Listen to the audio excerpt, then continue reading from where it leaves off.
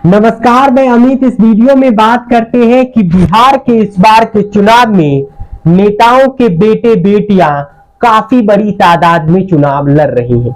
अपनी परिवार की सियासी विरासत संभालने के लिए चुनावी मैदान में खूब पसीना बहा रही हैं।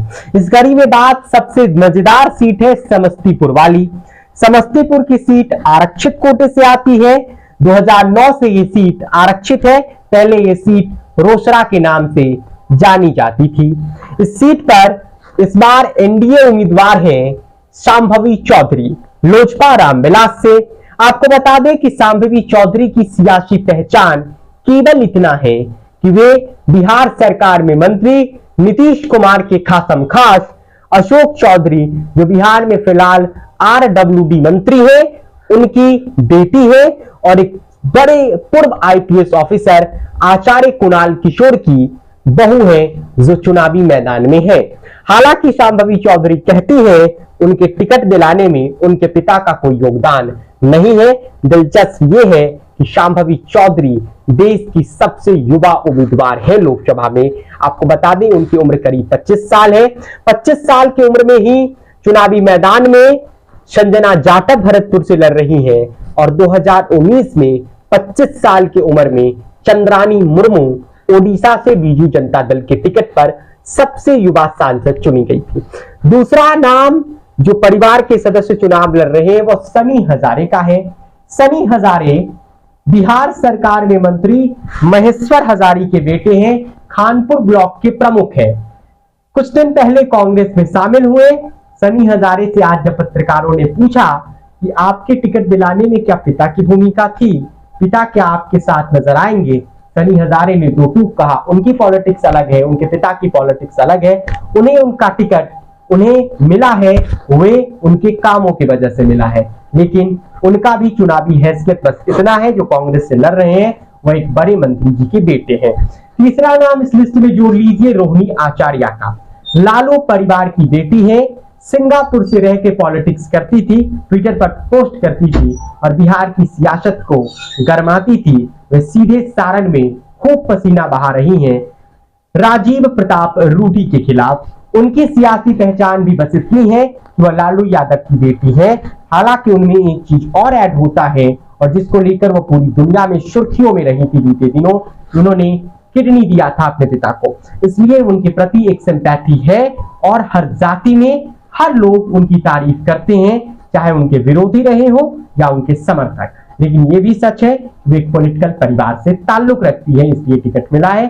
चौथा नाम ले लीजिए निशा भारती का। लालू प्रसाद यादव की सबसे बड़ी बेटी, 2 बार पाटलिपुत्र से चुनाव लड़ी है, हार गई है, राज्यसभा के सांसद है। इनकी भी सियासी क्षमता बस इतनी है कि इनके पिता और इनके भाई बिहार की राजनीति में रसूख रखते हैं। इस कड़ी में अगला नाम ले लीजिए, महराजगंज से सांसद हैं अखिलेश, माफ कीजिएगा, महराजगंज से कांग्रेस उम्मीदवार आकाश आनंद सिंह का। बिहार कांग्रेस के sitting PCC chief Akhilesh Prasad Singh के बेटे हैं। बस उनके बेटे हैं इसलिए टिकट इन्हें मिल गया है। इनकी भी सियासी पहचान बस इतनी है। इस कड़ी में अगला नाम ले लीजिए, एनडीए से जमुई से चुनाव लड़ रहे हैं अरुण भारती का। अरुण भारती अब बिहार फर्स्ट, बिहारी फर्स्ट में कब घूमे पता ही नहीं चला। उनका टिकट इसलिए मिल गया कि वह चिराग पासवान के जीजाजी हैं। इससे ज्यादा इनकी पॉलिटिकल पोटेंशियल और चुनाव लड़ने की क्षमता पर मैं सवाल नहीं उठा रहा, लेकिन इससे ज्यादा इनकी पहचान जमुई में कुछ नहीं था, इन्हें टिकट मिल गया।